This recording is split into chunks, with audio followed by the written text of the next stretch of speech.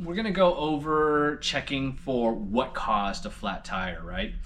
And if you want to figure out how to remove the wheel from the bike, take a look at episodes 6 and 10 for the front and rear wheel. And if you want to figure out how to remove the tire from the rim itself, take a look at episode 12. We're going to start off with everything off, since we've already gone through it in those other episodes. So we have the tire off. What I like to do is I just grab it by the valve. You're not going to hurt anything, and just kind of pull down and out. One thing you might want to do even before you do that is, if you take a pen and you kind of mark off where the valve is, it'll help in a minute here. But we take everything out, and then we're gonna overinflate the tube. We don't want to blow it up, but we want to put enough air in there so you can tell where that hole is, right? So it's a little bit overinflated. And I have a glove on, but sometimes when I'm working with glove, I just put my cheek up here just to kind of feel where the air is coming out. And relative to the valve, and when we marked it off in the tire, if it's on the outside, we ran over something. If it's on the inside, it could be from the spoke, right? So if you look at inside here, there's a vinyl strip that protects the tire, but sometimes it can shift. Sometimes debris can get inside there and it can cause a hole. So once we've identified where the hole is, so we've marked off the tire and we're using the valve and that mark as a reference point. So let's say we found the hole here. So it's either going to be somewhere here on the tire, or if we rotate it, it's going to be somewhere here. So it gives us two places to look. Now I have this tool. It's just a little needle type thing, and I'm going to use it in a minute, but you want to figure out what's causing that hole if it's on the outside.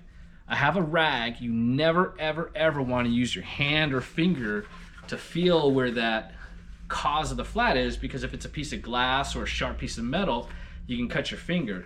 So you take an old rag, just run it through there, and wherever you feel it snag, that's where you want to check for that hole or whatever caused it.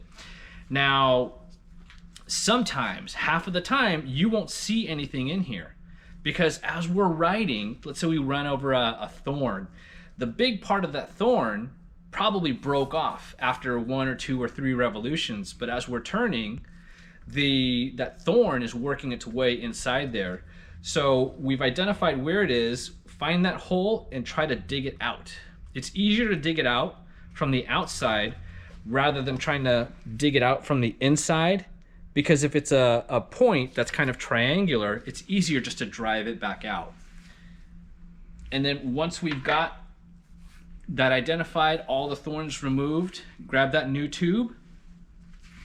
And when you have that new tube, you want to inflate it a little bit so that it holds its shape. You don't want it this big, but you do want some shape inside there. You don't want to put in a completely flat tube, because you can end up causing another hole, what they call like a pinch flat, right? So about 10-15%, something like this, just enough for it to hold its shape. You just tuck that tube back in.